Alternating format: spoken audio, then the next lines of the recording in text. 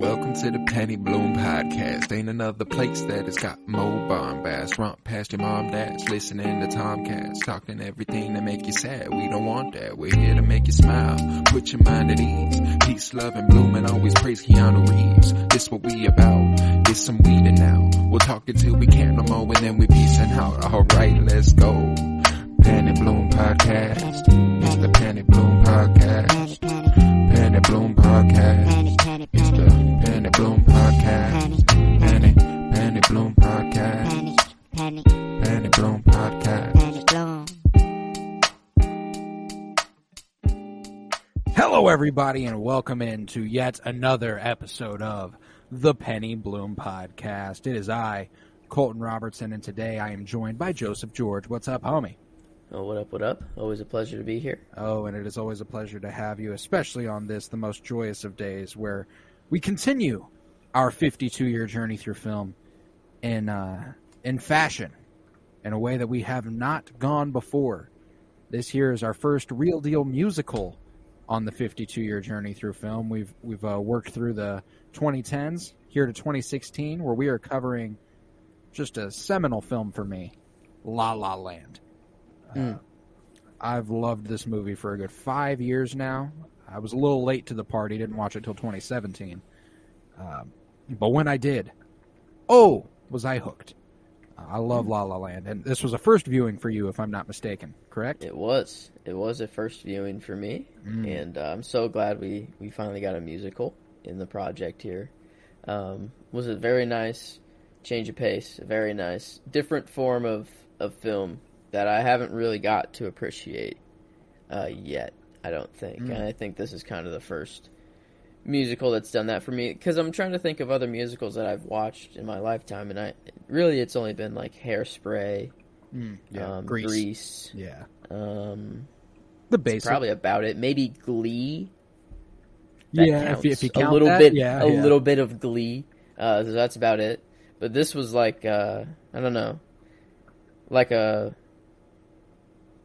true, like a love story with a musical. I don't. It was so theatrically made. Let's dive into it. Let me lay the groundwork for the people. This was released on Christmas, December 25th of 2016. Written and directed by Damien Chazelle, starring Ryan Gosling and Emma Stone. You might be familiar with Damien Chazelle via the movie First Man. Ryan Gosling starred in it as Neil Armstrong. He also did the film Whiplash with Miles Teller and J.K. Simmons, if you've seen that. So he's got a few good ones under his belt. At least Whiplash is just fucking fantastic. But strongly recommend both of those. But I wouldn't recommend those before I recommend La La Land, baby. This is for me a top 10 favorite movie of all time, and that's I sent that to you prior to the episode, to you engaging with the movie at all. And I was, oh man, as soon as I watched this the first time, I was like, I don't know that this will ever leave my top 10 favorite movies. And it hasn't. Yeah, it did well at the Oscars. Well, in fact, that the presenter took it upon themselves to give it Best Picture when it did not win Best Picture. Damn. If you remember that good. controversy. Oh, that's the Steve Harvey? Was that Steve Harvey, or was that Steve Harvey did the Miss Universe? It was whoever was at the Oscars presenting. Right. Moonlight actually won the Oscar. The guy just came out and was like, okay. Yeah, and I think it was Ryan Gosling who actually stood up there and was like, it's actually Moonlight, guys. Dang. So rough. La La Land's that convincingly good. That someone took it upon themselves to say that La La Land won when it had no inclination to that being the case. But if you look at the award section on IMDb, won 6 Oscars, but one of the most mind-blowing things is that it had 243 wins out of 297 nominations total. Well, the most important... it was just a nominee. No! We were wrong. The Kansas City Film Critics Circle Awards was wrong in 2016. It was just a nominee for Best Film. Gee, dang it, but... I see. Yeah, that's a lot of wins and a lot of noms though. For a movie. That's insane, actually. Pretty absurd. It's loved on IMDb. I mean, it's love. That's all we're really looking for is love. Love, and Tars. something new. Love, Tars. Love, Tars. Love. It's love. That's all we're really looking for is love and something new.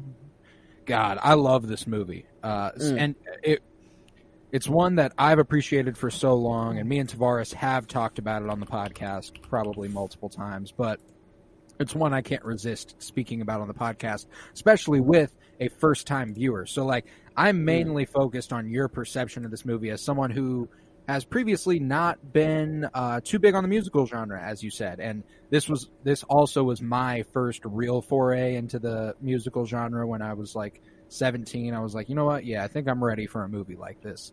And I'm so glad I watched it when I watched it. It's opened up a whole other genre of movies for me in the musical. And there's just so much more out there for you once you discover musicals, man. It's so much fun. But no, I'm right there. Like, because I'm excited for Tick Tick Boom now. Like, yeah, it's so interesting seeing like an actor and actress that normally you just see playing just a role, but then you see them sing and dance and like perform at a different level, like and then do the same acting throughout like the movie. So it's like they're putting on like multiple performances and they're all good. Well, if the musical's good, I guess, if the movie's good. And this one was. So like Emma Stone and Ryan Gosling, like you're just seeing them like perform out like just amazingly, and like the story between them is amazing. And like, oh man, I'm a huge fan of this storytelling device, the right person, wrong time sort of thing, where genuinely they worked on essentially every level. They connected, they were in love, loved each other more than they ever knew they could love someone. But it just simply wasn't the right time. And like that's heartbreaking, but it's also beautiful. The fact that they both went on to find everything they were looking for, it just happened to be without each other. It's a damn shame, but hey, don't cry because it's over. Smile because it happened. That corny ass quote. It stands to reason though. That's some moving shit. Dude, when she walked down the stairs and saw the logo. Oh, and she was looked like, I made up, that. saw the logo with the little music note as the apostrophe, all exactly the same. The stool, the stool, like up on the, like on display, like, I was just like, oh, I was like, oh, like, it sets you up, like, just those little things, like, set up so perfectly for them to hit, like, eventually, whenever, like, it comes back around. It's so fucking sweet to see.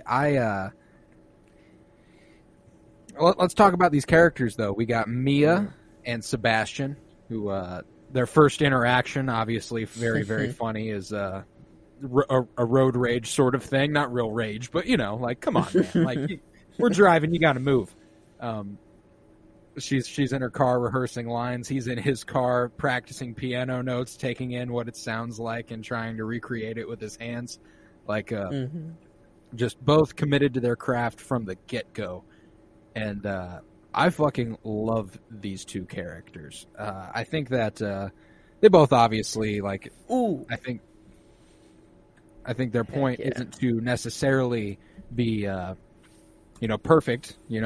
Everyone has their flaws. It's not like they're perfect beings or anything. Sebastian certainly has his shit going on, and as does Mia. But like the way they're able to love each other through it, it's fucking adorable. And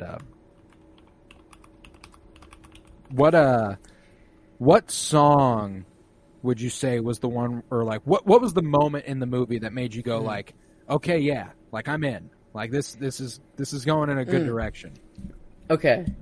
So before, and this is a long time ago, I used to think of musicals as like a little bit corny, like like, I guess if it was not done well, you know, it's like, why are you breaking out into song right here? You know, like, out of nowhere or whatever. But, like, in this movie, like, it all was, like, at such emotional points in the movie. Like, it just felt natural, like, for some of these songs. Yeah. You know what I mean? It actually made sense, and, like, it, like, was not even close to corny at all.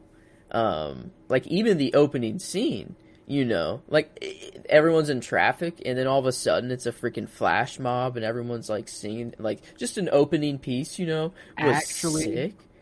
Actually had to shut down a section of the Los Angeles highway for that. I was wondering if the real traffic, like, the other roads in the background was, like, real traffic, because, like, no way they could shut down the entire whatever highway is called. So, like, that is pretty... Had to shut down a section of it, and then they took that all in one take. That shot you see of them, the camera moving between the cars and shit, like, doing it, like, it's pretty incredible. But, yeah, I think the first time I watched it, my first, oh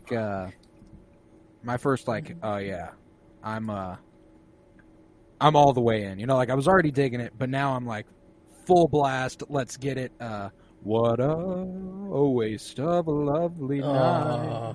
That's my shit right there. They're little walk into the cars, and you know, he's like, straight up, I really love this view. It's beautiful out here, but it's a shame I'm with you. Man, that sucks. You know? Like, you say there's nothing here, well, let's make something clear. I'll be the one to make that call, but you'll call. I was like, okay.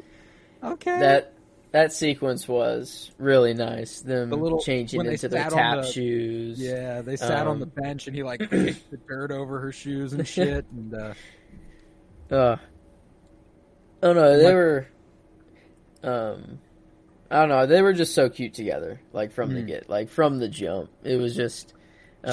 She recommends Iran, and he's like, "Fuck you," and she's just like, he's like how he's playing it, yeah, just a little ding, just a little ping, and staring at her the whole time. Yeah, he doesn't tell me what to do. I let him. Yeah, I let him there, or whatever.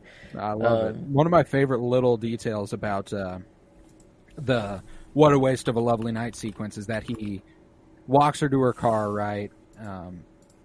And he's like, "Oh yeah, I'm parked further up that way, so you ought to get going." And she drives off, and he turns around, right back down that hill. His car was right across the street the whole time.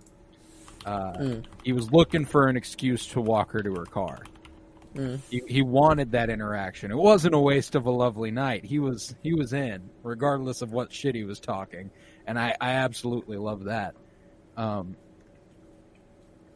But yeah, man, Sebastian kind of semi down on his luck. They both kind of down on their luck, you know, in terms of their careers and stuff. What they want to see done in their lives. You know, Sebastian working a shitty job where he's a shitty piano job where he's got to play Christmas music. He's like, I really don't think anyone here gives a shit what I play, especially if I play it well. And he's like, if you mean that, and J.K. Simmons just fucking legendary in any role he's in. Yeah, if you mean that nobody gives a fuck besides me, yeah, you're right. Like, I can't play the set list. What a menace J.K. Simmons is, man. Just a boss, you know. He's just, nothing's getting past him. Yeah, I mean, he's that guy. But I also love that the movie formatted by the seasons.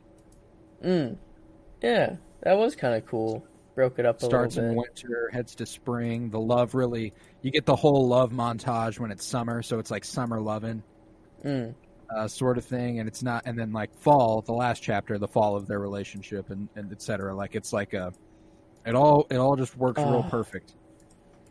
God, man, that dinner. It was supposed to be a cute, romantic surprise. Like, I'm home, and it had to develop into that, man. Like, yeah, he was like, "You want to go to Boise?" She's like, "I can't. I'm rehearsing." Like, that's and he's like, "Well, can't you rehearse anywhere? It's a one-woman show." She's like, "Nah, that's pretty. narrow-minded of you. Not a full appreciation for everything that has to happen at the theater. What do you think I'm doing? Sort of a vibe where it's like he's being pretty demeaning at this dinner table. Pretty disappointing in that moment to see Sebastian like that. But the lines, like the first dagger was whenever she was like, "Since when do you care about what people think about you?" And then he said, well, "You're an actress. What are you talking about?" I was like, no. And then what was the other one? You used to like it better whenever I was down on my luck, something along those lines, and then or something like that. And I was just like, it's like my jaw dropped. Like, come on, man, you're projecting. You're projecting hard. Oh no, you're not loving what you're doing, and you're projecting it onto your lady. No, I was like, fair. It was going so well. I was like, it was going so well. This dinner was so cute, and then bam. And I was like, this whole interaction here where he's like, I thought you wanted me to do this. It sounds like now you don't want me to do it. And she's like, what do you mean I wanted you to do this? This is what you wanted me to be in the band? Yeah, to be in a band, have a steady job, to be, like that whole shit. Like, and the way he just like threw it back in her face, like it's her fault that he's not happy in this moment. Like, come on, man, you can't be like that. He says, well, no one likes jazz, not even you. You said it yourself. Nobody wants to go to that club. And she said, I don't want to go to a club called Chicken on a Stick, so change the name. Like, like that's it's that simple, man. Like, yeah, Sebastian was in a bad way during that part of the movie. It was it's quite disappointing to see him in such a state. But he redeems himself. He understands that probably not gonna continue much longer. But I'll do what I can for you while I have you. That sort of deal. At the end, where he goes and finds her back at her place after the disaster of a one-woman show, man, that just hurts your fucking heart. Just hurts your fucking heart whenever she's like, nobody even came. I don't even have enough money to pay back the theater. Like that shit. Like, oh no, that shit breaks your heart, man. One person came though that mattered, because the agent or whatever that saw the play, that gave her the audition, that eventually someone in the set crowd. up her. That setup, yeah. My God. That someone in the crowd could be the Boom. one you need to know. Boom. The one get your feet up off the ground. She thought it was for nothing. She doesn't have enough money to pay back the theater. She can buy the theater now, dude. That's right. She's rolling now. She's rolling. And the parallel with her walking into the coffee shop, the way she served an actress. On us. No, I insist. Boom. No, I insist. Yes, hella tip man. too, like like I was once where you were. Here you go. That was nice. Everyone cool looking at her like too. Like even if you're not like oh dude, that'd be sick. Seeing celebrities all the time like, on the Warner Brothers lot. Like fuck yeah, I'm there. Damn, yeah, that'd be sick. Yeah, I wouldn't mind that. Giving a coffee to like Idris Elba. Yeah, what the fuck is up? What the fuck is up, Vin Diesel? How you doing today? Oh, hey, Denzel Washington. You're only like my favorite actor ever. What's up? Here's your coffee. What's up, man? And I always think though that first audition she has where she's leaving her job and she gets the coffee spilt on her and stuff, and it's funny to me every time she's walking back through that hallway, like disappointed as fuck. They didn't give her the time of day. They interrupted her when she was in there. Like so demeaning for her. All these actresses lining the walls that have red hair and the white shirts and stuff. Like so she was automatically at a disadvantage with the blue jacket and stuff. She didn't appear to be properly prepared and stuff. But I just love to think about all these tiny actresses just sitting there like, fuck you, Emma Stone. Gotta act like you're one of us. Yeah. You're the fucking main character in this movie. Yeah, you're Emma Stone. You're already there. Yeah, it's like, it's funny. so weird to think about, like, during the movie, because, like, they're already A-list Like, they're already there. Like, no, yeah, and then like, these girls have to act like they're above her. Yeah, like, these girls have to act like, oh, I'm so much prettier than you. I'm hotter shit than her. I'm gonna make it before you do, honey. And it's like, well, it's Emma Stone. Actually, oh yeah, that shit always sends me. But yeah, and like she's really good at acting, in a way that's like not perfect. Like Emily asked me while we were watching it again this time, like, do you think she's trying to act like a bad actor? And I was like, no, not necessarily. I think she's trying, like, she's acting, but she's only going about like 50%.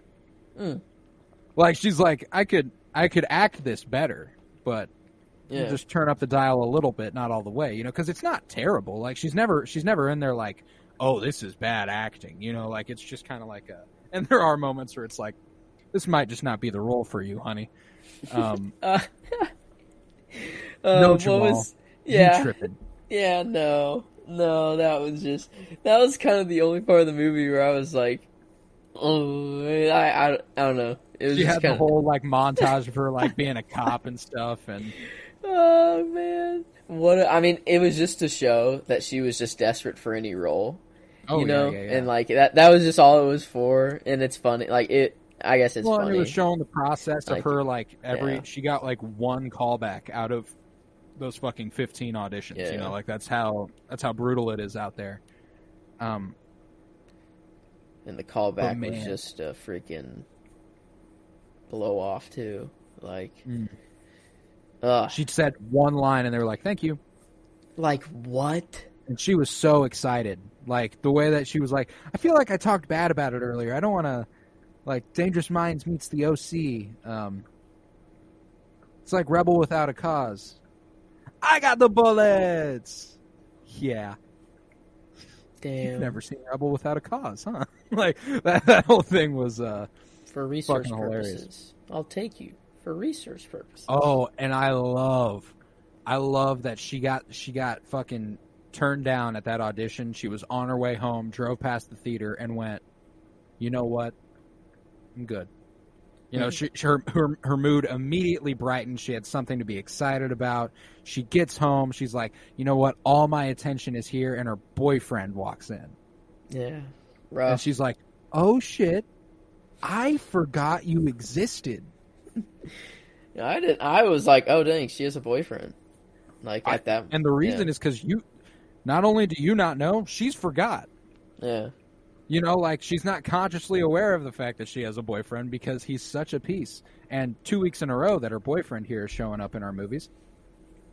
He was in The Big Short as one of the young gun investors. Oh yeah, okay. Yeah. So 2 weeks in a row for that man. That's right. But I love that what got her to go was hearing the jazz music that was just in the background. Everyone was talking over. But she's like, "I'm sorry, I gotta go." And she was like, "Oh wait, I like me some jazz now." Yeah, like I've got a reason to be excited about it. And and like whenever she shows up to the theater, the way they captured the electricity of like a first actual date, like with someone you're gonna like or someone you like for sure. Oh my god, like the hand like creeping up next to each other and like the lightly touching and then like leaning in for the kiss, and it's like, oh man, if you haven't felt that, I'm so sorry. That shit is electric. It's such a great feeling, and they put it on screen. Yeah. She went straight to the front of the theater too, straight to the front, in front of everybody. Stood in front of the screen. It was just looked for him like instantly. Like I don't know. It tugged the heartstrings. This movie tugged at the heartstrings hard. Was it the Tissue movie? Oh yeah. Good. When let's see.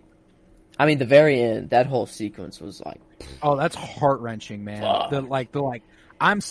tweeted after I finished it this most recent time, like, and I put like watching La La Land for the and I put like a giant series of numbers, 10th time, and I'm still sobbing like a fucking baby. Like I can't watch this ending without being like, oh my god, it should have been them. Let's see, like especially like he's about to play a song. He's like, "Welcome to Seb's," and he's about to play a song, and you know what song he's playing. I knew for a fact. I'm like, I know exactly what he's about to play, and then he hits the first note, and then I'm still like, it still hit me, and I was just like, fuck, like that. Okay, that whole sequence, that was a tissue sequence. The dinner that went wrong, I cried there. I cried during the audition where she gets it. Where she's telling the story, where she's singing the story about her grandma. Oh, dude. Man, that shit gets me every time as well. Like, and the way they were like, we're going to build the character around the actress. It's going to be a process. We'll be filming in Paris. Like, it's this whole thing. So just tell us a story. And she's like, any story? And she's like, yeah. And that was her ticket, man. She was in. I was, that shit hits. And in the what could have been montage where it shows her running out of the audition and hugging Sebastian, and then him going to Paris with her, and like this whole thing, and it's like, oh yeah, but then one of them is deprived of the dream they always wanted, you know, and it's like, you know, there's a balance there, but they're both living their dream, and that's good enough for each of them. That is good enough. Yeah. It's what they both wanted, although not together. All in all, in the end, that's what mattered. And like, it just like that last look whenever she turns around at the door, and he just kind of like looks up and they smile like, God damn, that shit hurts. That shit hurts, but it hurts good. It hurts good. It is a good hurt. Ooh, freaking John Legend. Yeah, dude. Heck yeah, him just I nice. don't know what my name is, but I like it. Yeah, bring in that new wave of jazz in. You know, that was just cool, like, seeing someone who's actually just talented with music. Like, legitimately. Like, just in a movie and singing and, I don't know, making music, like, in the movie. And he provided a really important opposition to Sebastian that made sense. Like, it's... Whenever he's like, you are a pain in the ass, man. Like, you talk about how you want jazz to thrive, but how do you ever expect it to continue on if you're not being revolutionary with it, if you're not trying something new? Like, that's what jazz has always been. You can't do it being a traditionalist. And you know, that's a fair perspective, I think. Yeah, I mean, he was right. I mean, like... You have to, I mean, maybe not necessarily change it all completely or whatever, but like... Yeah, because, I mean, like, that song they perform on stage hardly feels like jazz. That fucking piano riff, or, like, keyboard riff that Sebastian goes on stage with the one hand where it's like...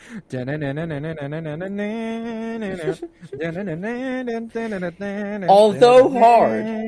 Yeah. Oh, it goes hard. Like, don't get me wrong. I love the song. It's he just goes, but... And the reaction Mia has when she sees the performance, and she's like, this is what's keeping him away from me. It's like, she knows in that moment that he's not even liking it either. Yeah, it's not just that it's keeping him away. It's the fact that he probably doesn't even like it. Gee. You know, and it's still keeping him away. Man, it like there was like knowing that it doesn't work out between them now. Like it will be a very different rewatch, because like I was assuming that it was just going to work out. Like, yeah, I just kind of assumed that they were going to end up together, and at the end, whenever like I'm like, okay, well, this is like, I'm pretty sure this is like the end of the movie, and I'm like, not much is happening to make me think that they're actually going to work out. And then like, so I'm like, the suspense is just building and building. Like, how is this going to wrap up? And then realizing that like they don't, and then having to like accept it. It was, oh man, that's that shit right there. And like, I can tell you for sure, for me anyway, when I rewatch this movie, there's this part of you that can't help but wish that they would, but you have to like know they don't and understand why they're not going to. And like, it's just an infinitely rewatchable movie for me. Mm. Like I can just turn this on at any time and I'll be hooked, you know. And it's definitely worthy of some nominations. I already put it for soundtrack. I think it's fair. It's fair. They had to compose a whole new soundtrack. It is going up against Hans Zimmer, Interstellar. Yeah, that's apparently twice. Inception was the first one. Okay, it was supposed to be. Yeah, apparently Interstellar. That makes more sense. But I think it's fair to put the soundtrack in here. Oh, absolutely. And I'd say we got a Best Actor and Actress nod out of Ryan Gosling and Emma Stone. I already put them up in there. All right, beautiful. Yeah. I guess writing. Damien Chazelle deserves a nominee for both writing and directing. Yeah. Not only is this movie super well written, it is visually fucking gorgeous. There's so many shots that are just so satisfying, and I've talked about this multiple times. How it's not like these giant, grandiose landscapes that need to be beautiful for me, but like just character interactions and solo shots and stuff like that. Like there's this one shot where Emma Stone's getting out of the shower and the camera's on her face. She walks past the camera and it follows her the whole time, all the way to the point where she's in the mirror, and the camera does like a full 360 following her, and it's just like, it's so simple and so elegant. Like it's so well done. There's this other shot where she's walking down the street the first time she hears Sebastian playing music from the party she went to, and she stops in the middle of a neon sign, of a neon doorway. Yes. And she's like, what a shot. Yes. She's illuminated by that like red glow, and it's like, oh my God, that is beautiful. And not to mention that right before that she walked. Yeah, I mean, it's always stuck with me, but coming off that song, Someone in the Crowd, she walks past a wall that has a crowd on it that's like painted on as graffiti and ends up there, and her someone in the crowd for now is Sebastian, but and it's the way he like blows her off, walks right past her in that moment, and is like, not now. Like, man, the soundtrack is so good. Like I've been listening opening to it all the song. It's just like the movie got me to move a little bit. Oh yeah, like I was jamming. I was letting the jazz flow through me. It was like let it hit you, let it roll. Yeah, it was like you. In the zone and soul. He kind of had that same little feeling. Like whenever they were in the jazz club, I think, when was this? I don't think it was Seb's yet. Maybe it was. I don't know. It was just like it was just like 2 minutes like straight of jazz for a little bit. Yeah, earlier on in the movie where she tells him like, I don't like jazz, and he's like, that's such a blanket statement. What do you mean? I feel like it's after that though. For some reason, I feel like there's a second time at that same place. Maybe it's during the what could have been montage, because there's a part where it's nothing but jazz for a second. Maybe it is just the first time he took her there. And he's explaining, it's all these. It's not relaxing. It's not relaxing. It's conflict, and it's all. You see, now this guy's got an idea, and he's running with it, and it's. He wasn't talking during this one. It was just jazz, and everyone was just dancing. It was just showing everyone dancing. Oh yeah, that's during the summer montage. He's up there playing the piano. Emma Stone's dancing in the crowd. Yeah, yes, that one. Yes, that's during the summer loving montage. Yeah, I was feeling it there. It was getting me to move a lot there, which was fun. It's like like it like kept rising there and shit. Like that shit's hard. Yeah, like it adds to a whole nother aspect of like watching a movie. Like I don't know, it just adds this fun aspect to watching it. Like how long's the movie? Like 2 hours 15? Over 2 hours? Yeah, 2 hours and 15 minutes maybe. Like I don't know, does not feel like it's long at all. It like keeps you in it. You're either like jumping up and down and moving, or like it's super emotional and like you're crying, or like I don't know, it has you like the whole way through. And there's plenty of like genuinely pretty funny moments that you're just kind of like, ooh, set design. Set design is a guarantee. That last montage, or like that last number where they walk into the fully white set, and then like everything after that, just fucking brilliant. That alone earns it the set design nod. But like the whole sequence at the observatorium, where he like sends her up into the stars, and she's like running along, like, dude, that shit is gorgeous. And it was just like, was it? Did they get interrupted there, or did they actually kiss there? Was that like the their one first where kiss? they actually kiss. They get interrupted so it's like, during it's Rebel just Without to a Cause. hype up the first kiss. Like that's like all that was, you know. It was just like super cool, just to hype up the first kiss. Yeah, the drum roll. Oh man, so beautiful. Yeah, that one was good. I don't know. What do you? I think costume design is kind of fair. Like the 4 girls, like the roommates, all having like the different colored dresses, kind of like, I don't know.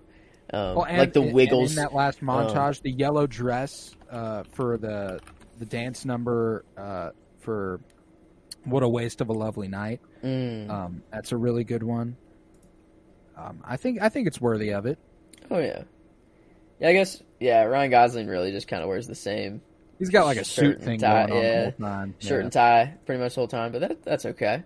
Emma Stone brings the looks though. Yeah. Okay, I think soundtrack. Got it in there. Is Justin Hurwitz? Is that the correct the composer? Person to correct? Yeah. So I feel like that's the correct person to. This says that's fair. Justin Paul Binge Pasic as well on Spotify, but. Yeah, who knows? Like who might have wrote the songs? You know, like I'm not sure. But Justin Hurwitz is a safe bet for the composing side of it.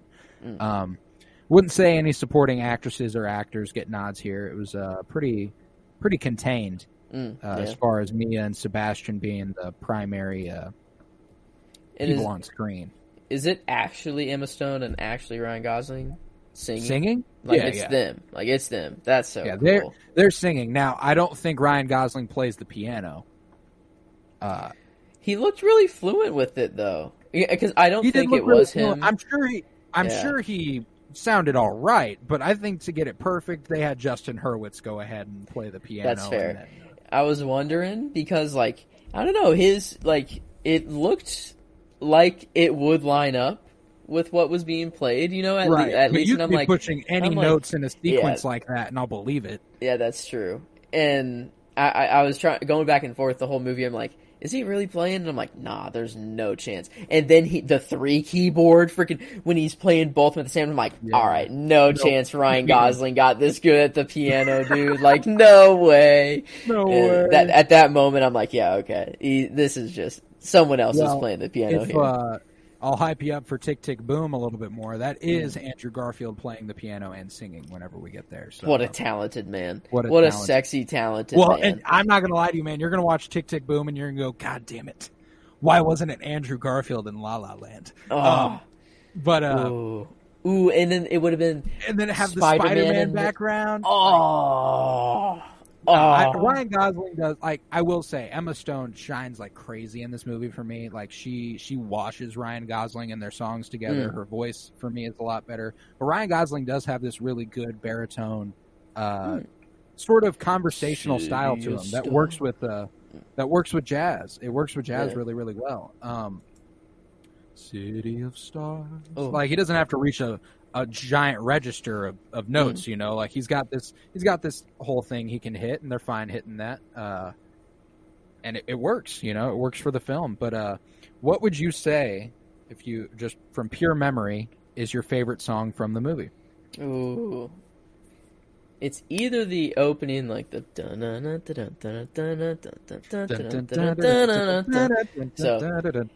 dude, that one. Okay, I love that. Yeah, I mean, that one's just super fun. It's either, I'd say my top 3. That's the one that comes to mind first. Then it's City of Stars, and then it's Someone in the Crowd. Okay, Someone in the Crowd. I like that. The top 3. Someone in the Crowd.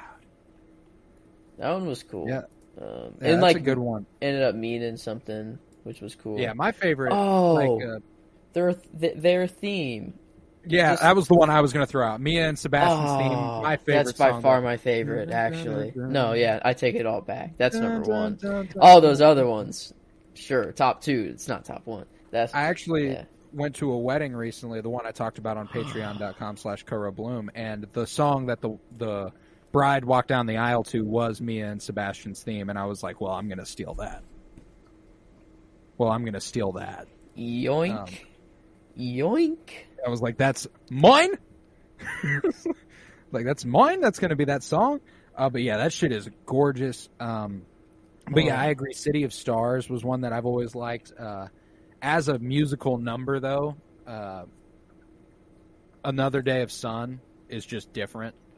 Like, it's another day of sun, bum, bum, ba-da. Like, they just nail that shit at the beginning of the movie. Her audition. Like that was another one I was going to go with. To the Fools Who Dream. That one's cool. Here's to the fools who dream. I guess the John Legend one is kind of like a whole different category. I will listen to that casually pretty regularly because it just goes. But like, it doesn't really serve a purpose in the movie beyond like the whole. Yeah, he's not gonna like this music as much as he would like to. Yeah. But yeah, man, I think Another Day of Sun. If I had to go from a purely musical number, not just the way it sounds, that's what I go with. But yeah, where are we sitting? You thinking it's time for a rating? I'm thinking it's about time. I'm thinking I'm there. And this enjoyment, I think, is quite easy here. Yes. I mean, this is a different experience here, and I'm all about it. I'm all about it. This was fun, emotionally riveting. Like, I was in it for the story, I was in it for the music, I was in it for the performances. I wanted all of them, and I got all of them. And it kept me in the whole time. It was super fun, not corny at all, executed so well, shot beautifully. The story was amazing, and I love this movie. I'm so glad you're on that page with me because, yeah, for me this is an easy 5 out of 5 in the enjoyment rating. I have no doubts about it. And now, where in R5? We do have it broken up a little bit here. All right. It's here or above. Yeah, it is. For me, it slots in probably at the top of the Matrix tier, above the Matrix, below Jurassic Park, Interstellar, Raiders, and Star Wars. That's where I'm at for the enjoyment rating here. 5 out of 5.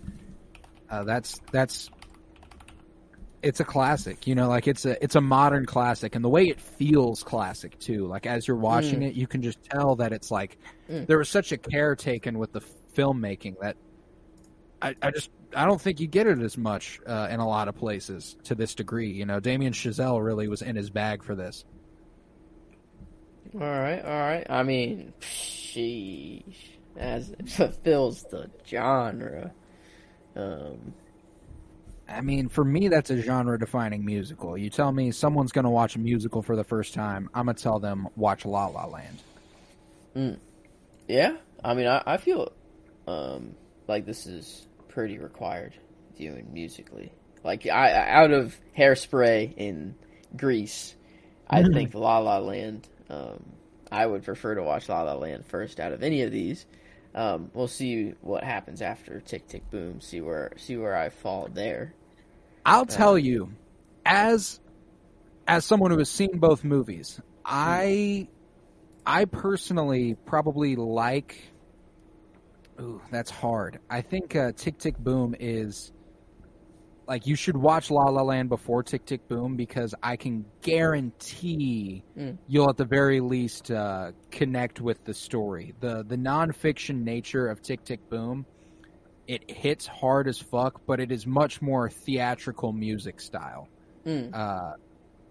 I feel like you can listen to La La Land a bit more casually. Shit, I don't know what I'm talking about, man. I fucking love Tick Tick Boom's music, so like it's hard to say. So I just can't. I don't want to like hype it up too much for you, but I really fucking love Tick Tick Boom too. So I'm excited for that one as well.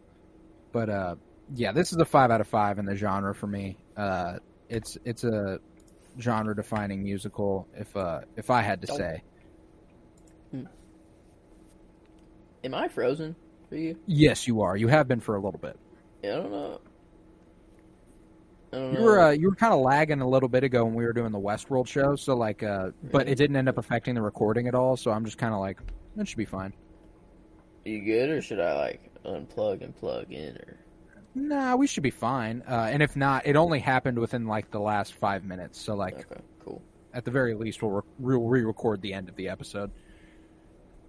All right. But with that, how do you feel this is weighing in critically? Now, this is an interesting like slot in because it's like it's weird comparing it to a movie like Shawshank Redemption or like The Godfather, you know, where it's like that feels more like a film. You know, like it's classic. Just more, classic, more of a movie. And how do you really compare such a well-made musical to just overall a well-made film? And I mean, is it as well-made as Interstellar? You know, like for what it's going for, I think, like I think so. I think so. You know, like, and it, like, I don't know if I can quite go, like, to the Godfather, Shawshank, you know, that realm, but, like, the Interstellar, Matrix, American Gangster, like, yeah, I'm definitely here. That's for sure. Yeah, it's easy 4.85. Yeah. Like, I think it's an easy 4.85. Now, what's interesting to me is that the best comparison for me in terms of like modern movies that are rated this high, Slumdog Millionaire. I wouldn't argue with you that this is as well made as Slumdog Millionaire. Whether it's as well written, I don't know. That might be the place where I'm willing to take it down a notch. But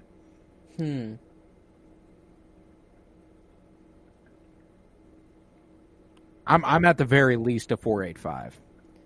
I think that's fair. Let's see what that. I mean, it's still gonna make it extremely high. It's gonna be a 4.95 if we keep it there, which ties it with The Matrix and Interstellar. That sounds good to me, man. And it's only below Shawshank, Raiders, Godfather, and Star Wars. It is tied for basically second place. Star Wars being 0th place. Yeah, right. So I think that's pretty fair. We're among The Matrix and Interstellar. Where do you put it? Well, now see, this is interesting because if I'm going favorites, I go above. If I'm going critically, I probably put it below both of them. Overall, all in all, I'll split the difference. Fuck it. Yeah.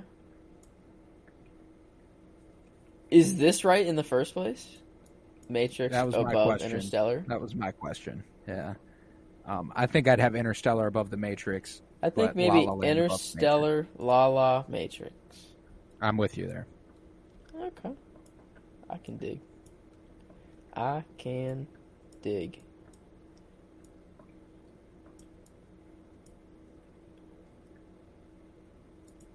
I'm thinking of how to do this the right way, and it's just not going well. There we go. Sure. Yeah, fuck it. And bam. 4.95 though. Indeed. I mean, that's pretty freaking good helping out this month. This month is a strong one, which is good. I think you'll find when it comes to the comparing musicals, when we get to Tick Tick Boom, I think you'll find that La La Land is a better made film. but there's a lot to like about Tick, Tick, Boom. So, like, I'll just leave it at that. But yeah, with that, 4.95 out of 5 stars for La La Land. What a fucking entry into the November slot this has been. We've only got one episode left in November before the last month of the year. We're almost done with the project, my man. We've got 6 movies remaining. Wow. And we're almost there, man. Yes, sir. Yes, sir. Next week we will wrap up November with 2017 flick by Jordan Peele, Get Out. Let's go. My very, very, I'd say now, my favorite horror movie director of all time. Yo, are we trying to catch Nope next week? I would love to see that movie.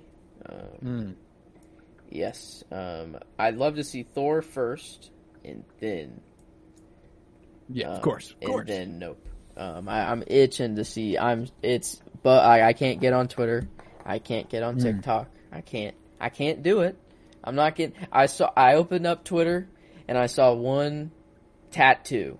And I don't know how big this... There's like a little list or something. It's the only thing I've seen. And it's just a little cute and little thing. That's not a big spoiler. It's just a little cute thing. But and then after that, I'm like, okay, you know what? At least they showed me something just a little cute, not a big spoiler. I'm stopping there while it's at that. Sky, but there's always you and I. I wish I could understand this and feel the weight of this emotion right now. I think you will. I think you will, regardless of having seen the movie. That might be just a one you could see, regardless. But with that, La La Land came to a 4.95 out of 5 stars. Any last thoughts? I'm glad that I've seen this movie now. I'm glad I've been very well introduced into the musical category. I put this movie on the same level as Interstellar. It literally just copied Interstellar. I don't know if you've already said that. I'm just repeating That's it. Funny. But yeah, it literally copied Interstellar. So like for the movies that they executed perfectly and was just super fun. I don't know. I love this movie, and it was. I'm very glad that it's in my repertoire now. Hey man, this might fuck around and be our best month since May if if Get Out can perform. Row 486. Oh, it's got to be. It's got to be pretty substantial. The Big Short kind of screwed. Let's see, 486. If it's a perfect 5. It still can't even do it. No, 448? Wait, that was May? Wait, May? Oh, shoot. 486. Yeah, it can't even do it if it's a perfect 5. Okay, it can't even match September if it's a perfect 5. Interesting. RIP.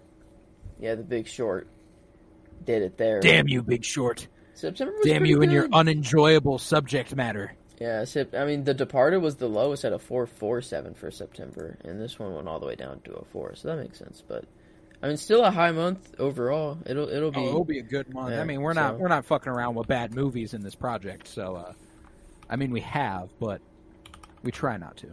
Yeah. But yeah, next week we conclude November. I can't fucking wait for that, buddy. We're almost to the comic book movie project. And more on that later. Just a little preview for the folks here. But I'm so excited. Yeah. So with that, if you would, head to patreon.com/CoraBloom, where you'll find over 30 hours of exclusive content. All that money goes back into making sure I can put this podcast on. It costs money, and I don't make none off of it anyway. So all that is very appreciated.